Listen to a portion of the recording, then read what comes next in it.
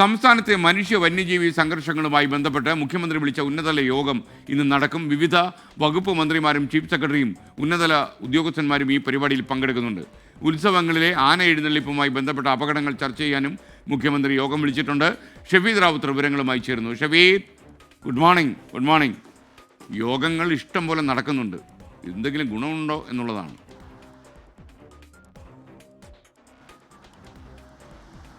Very good morning. S K, പലതരത്തിലുള്ള യോഗങ്ങളും നേരത്തെ തന്നെ ഉന്നതതല യോഗവും ഒക്കെ ചേർന്നിട്ടും സംസ്ഥാനത്ത് ഈ വന്യമൃഗ ആക്രമണത്തിൽ ജീവൻ നഷ്ടമാകുന്ന ഒരു സാഹചര്യത്തിൽ കൂടിയാണ് ഒരിക്കൽ കൂടി യോഗം വിളിക്കാനുള്ള മുഖ്യമന്ത്രിയുടെ തീരുമാനം. എസ് കെ, നമുക്കറിയാവുന്ന പോലെ തന്നെ കഴിഞ്ഞ ദിവസമാണ് കണ്ണൂർ ആറളത്ത് ആദിവാസി ദമ്പതികളെ കാട്ടാന ചവിട്ടിക്കൊന്നത്. ഇതിൻ്റെ പശ്ചാത്തലത്തിലായിരുന്നു അടിയന്തരമായി വീണ്ടും ഒരു ഉന്നതതല യോഗം വിളിക്കാൻ മുഖ്യമന്ത്രി തീരുമാനിച്ചത്. ഇന്ന് 3:30 സെക്രട്ടേറിയറ്റിലെ കോൺഫറൻസ് ഹാളിലാണ് ഈ യോഗം നടക്കുക. മനുഷ്യ വന്യജീവി സംഘർഷം ലഘൂകരിക്കാൻ ഇതുവരെ സ്വീകരിച്ച നടപടികൾ യോഗത്തിൽ വിലയിരുത്തും. അതിനുശേഷം തുടർ നടപടികൾ എന്തെങ്കിലും തരത്തിലുള്ള മാറ്റം വേണമോ വേണ്ടയോ എന്നുള്ള കാര്യത്തിലും തീരുമാനമെടുക്കും. കഴിഞ്ഞ ദിവസം എമർജൻസി ഓപ്പറേഷൻ ധനകാര്യ വകുപ്പ് തുകയടക്കമുള്ള കാര്യങ്ങൾ അനുവദിച്ചിരുന്നു. അതടക്കമുള്ള പലതരത്തിലുള്ള കാര്യങ്ങൾ ചെയ്തിട്ടും ഏതെങ്കിലും തരത്തിൽ ഈ ആക്രമണവും അതുമായി ബന്ധപ്പെട്ട് പൊലിയുന്ന ജീവനുകളും ആ അവസ്ഥ തടയാൻ നമുക്ക് കഴിയുന്നില്ല. പ്രത്യേകിച്ച് ആനത്താര അടക്കമുള്ള കാര്യങ്ങൾ, അത് ഫെൻസിംഗ് ഉൾപ്പെടെ മറ്റ് പലതരത്തിലുള്ള നടപടികൾ അത് ഊർജിതമാക്കണമെന്നുള്ള ഒരു നിർദ്ദേശം പലതരത്തിൽ സംസ്ഥാനത്തിൻ്റെ മലയോര മേഖലയിൽ നിന്ന് മുന്നോട്ട് വരുന്നുണ്ട്. വലിയ ആശങ്കയിലാണ്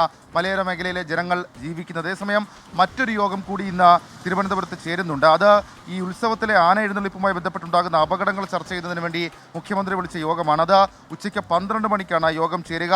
ആന എഴുന്നള്ളിപ്പിന് മാനദണ്ഡങ്ങൾ പാലിക്കുന്നുണ്ട് എന്ന് ഉറപ്പാക്കാൻ വേണ്ട നടപടികൾക്ക് യോഗം രൂപം നൽകും. ഒരു സ്റ്റാൻഡർഡൈസ്ഡ് ആയിട്ടുള്ള ഫോർമാറ്റ് ഇക്കാര്യത്തിൽ വേണം എന്നുള്ള ആവശ്യം പലതരത്തിലും പല തലങ്ങളിൽ നിന്നും ഉയരുന്നുണ്ട്. S K.